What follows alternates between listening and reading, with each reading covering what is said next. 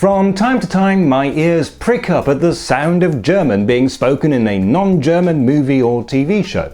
And purely for the sake of education, it's worth exploring just how good the German is. Fair warning though, this time around there is a naughty word.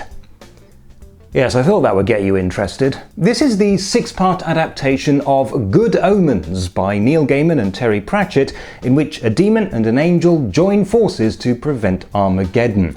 It was the subject of an online petition by some outraged Christians who lobbied Netflix to cancel it. That petition went nowhere, in part because the show wasn't even made by Netflix. It was produced jointly by Amazon Prime and the BBC. The scene we're interested in is from episode 3. It's the year 1941 and the angel Ahithophel has just double-crossed a couple of Nazis with the help of a British agent. Unfortunately, it turns out that Ahithophel is the one who's been double-crossed, as the British agent turns out to be German. And that's when we get this exchange. Du hast deinen Scheißkind von Händler reingelegt. Gut gemacht, Liebling. Das war nicht schwer, Liebling. Ist sehr leichtgläubig. So, how did they do? Well, as far as I'm any judge, not too badly. Steve Pemberton, who plays the character of Glosia, has a pretty decent accent, although his intonation is a little off. Niamh Walsh's accent is very British, especially the vowels, but it's still a good effort. I have heard considerably worse. Given how carefully she pronounces the word leichtgläubig, I would imagine that it took a couple of takes to get it right. And that wouldn't surprise me. It is, after all, a difficult word for native English speakers to say. There is only one word I didn't catch, and it's the naughty word. This one. Scheißkind. This is the word translated in the subtitles as shithead.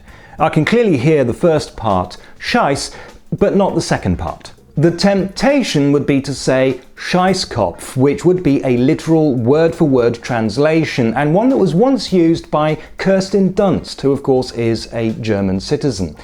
But she was later very surprised to discover that it is not in fact a genuine German word. I think it more likely that the word is supposed to be Scheißkerl, which is a bit old-fashioned, but it's a generally derogatory term for somebody that you don't like. I have seen it translated variously as bastard, son of a bitch, douchebag, and even mother.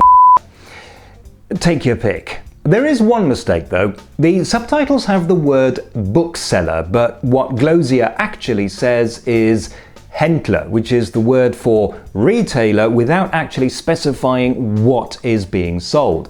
To be completely correct, it would have to be Buchhändler. That's a very minor point though, and really doesn't make that much of a difference. So far as I can tell, the lines spoken are these.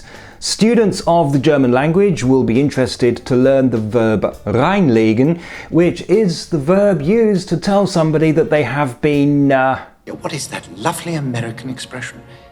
Played for suckers. You also have the word leichtgläubig, which means gullible, literally somebody who believes easily and can therefore be played for a sucker.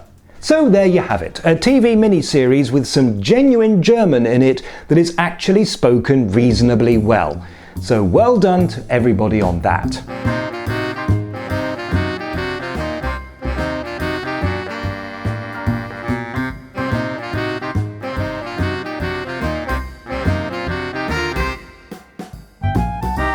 Played for a sucker.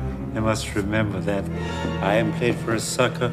You are played for a sucker. He, she, it will be played for a sucker.